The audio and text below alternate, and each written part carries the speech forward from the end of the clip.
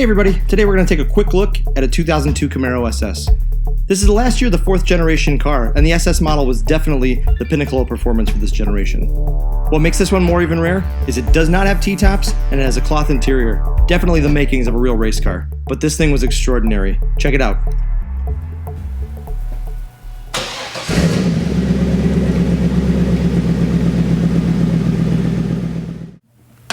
Under the hood of the SS, you're going to find Chevrolet's familiar 5.7 liter LS1 engine.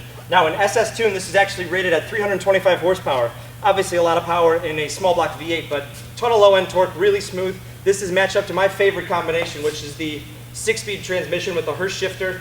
It's got upgraded exhaust from SLP, which does the SS conversion, and we'll talk about that a little bit more. But very, very comfortable. 19,000 mile piece. I mean, this really could be a showpiece for the right person. One owner car, might add. And it comes with everything. But let's take a walk around it because I really don't have as much to call out in condition other than to show you what this car is all about. Just to walk around, I mean, take a very good look at the actual car, the panels, everything. There's not even stone chips for me to call out on the front here. You do have this SS shroud in the grille here. This is a part of the SS package from SLP. Again, SLP is the company that does take a stock C28 and turn it into the SS model. This hood as well is the SS upgrade. You've got an intake here. It's actually a functional intake for the Ram air, as they call it. Ram air is ram force induction, meaning it's really just taking the incoming air, bringing it right to the engine. But come around here, you've got the chrome, what they call the ZR1 style wheels. They are sitting on Eagle F1 GS tires.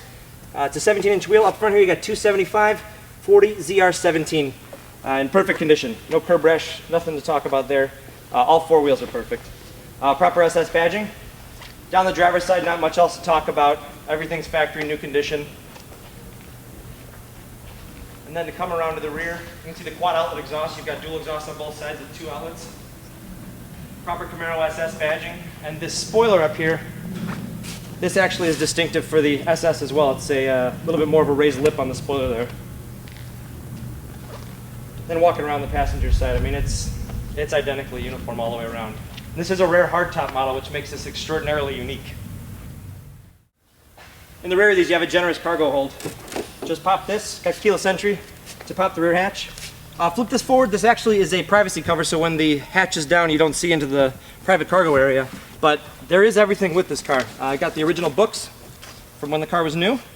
I do have the original window sticker, which shows $28,890 was the MSRP on this car. And it also does have the SLP sheet, which shows all the individual SLP upgrade options.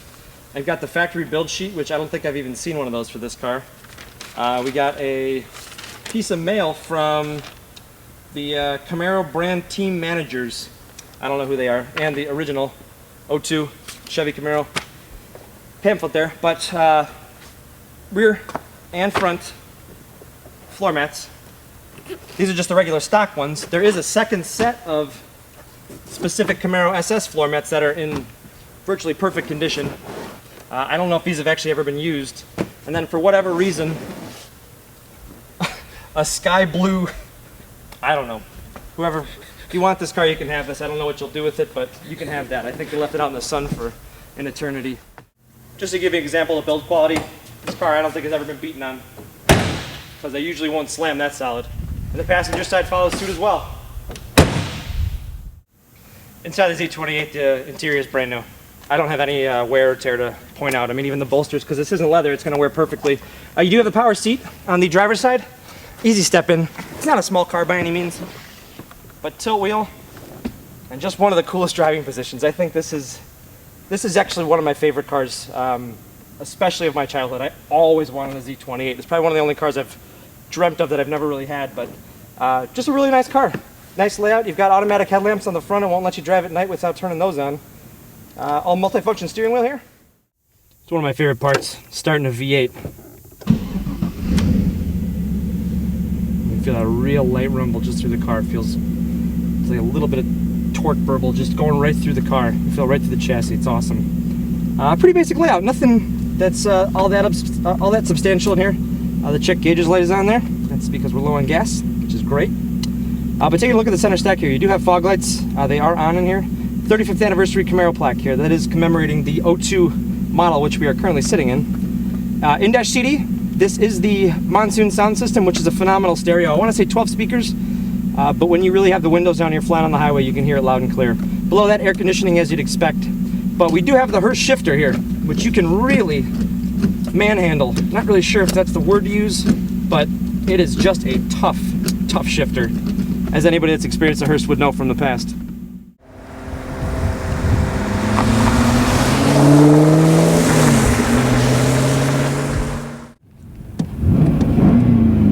Just having that brute force under your foot, that's pretty awesome. But Dave and I decided to set out for a quick drive. It's a very easy car to drive. It's very simple. I mean, it's a comfortable driver. The visibility is great all the way around. You do sit low, but it's sports car low. It reminds you kind of what a Corvette would feel like. More like a C4 Corvette, I guess, in the way the layout is. But the SS comes with a less restrictive exhaust, a great Hurst shifter. You can see the intake scoop right on the hood from my vantage point. And this is a really fast car. This car will probably go close to 160 as a top speed, but is not a slouch on the autocross either. These cars tend to have somewhat of a lazy suspension, and they kind of wallow along the road. It doesn't take a whole lot to upset their balance. They're very stable at high speed, don't get me wrong, but around town they do feel a little weak in the knees. But that, again, is a characteristic of a true muscle car. That's how they were in the 60s and 70s. And, you know, this car's job is to replicate that feeling and that experience, and it does it very well.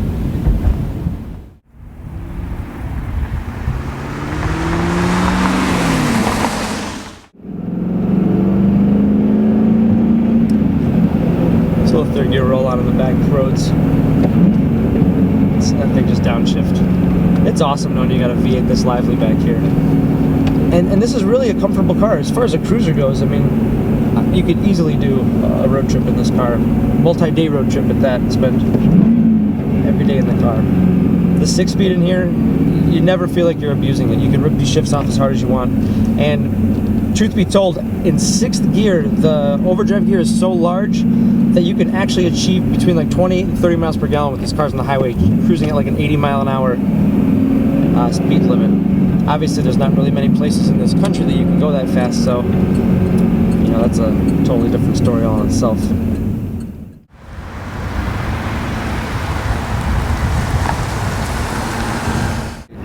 Talk about the highway, though. I mean, you get an unbelievable amount of comfort and precise speed. I mean, here, 30 years, a lot of power. We're pulling through 40 miles an hour. It's just a distinct American V8 small block sound. It's the reason you buy this car. And I actually gotta say, with the rigid roof on here, it doesn't have the T-tops. It does feel a lot more solid. The car tracks, it just feels a little bit more in tune with whatever the driver's thinking. Because even though they do a good job with the car that does have T-tops, you still do lose some rigidity. And you know, what that car loses, this car still retains. So if you're a driver, this will definitely keep a stiff platform for a long time. That's what she said.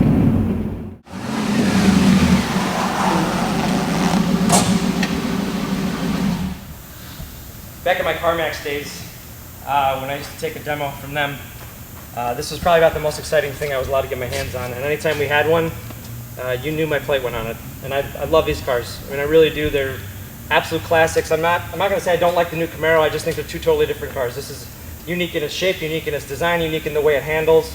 And it's not overly refined. It still lets you know what it's doing. And in a car of this caliber, especially to be like a definitive muscle car, that's what you're going to want.